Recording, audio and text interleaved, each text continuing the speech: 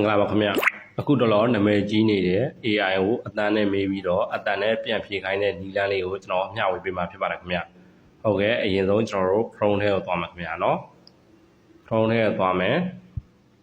Chrome ထဲကိုသွားပြီးတော့ပေါ်ရှာပါလေးမှာရရှာမှာခင်ဗျနော်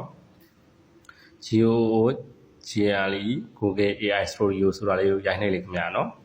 အဲ့ဒါနှိပ်ပြီးတော့ဝင်ပေးလိုက်မယ်ဝင်ပြီးတော့ဒီဘက်ဆွဲမယ်ခင်ဗျနော်ဒီအပြာတန်းလေးကိုနှိပ်မယ်လစ် Oreo to Oreo เนาะအဲ့ဒါကိုနှိပ်ဝင်မယ်နှိပ်ဝင်ပြီးတော့ဒီမှာ TNK တော့ဆိုတာလေးနှိပ်မယ်ခင်ဗျာเนาะ micro ဆိုတာလေးဒါလေးနှိပ်မယ်နှိပ်ပြီးတော့ allow this time ဆိုတာလေးခင်ဗျာเนาะနှိပ်ပြီးတော့အဲ့မှာ micro လေးနှိပ်ပြီးတော့ပိုကြိုက်တာ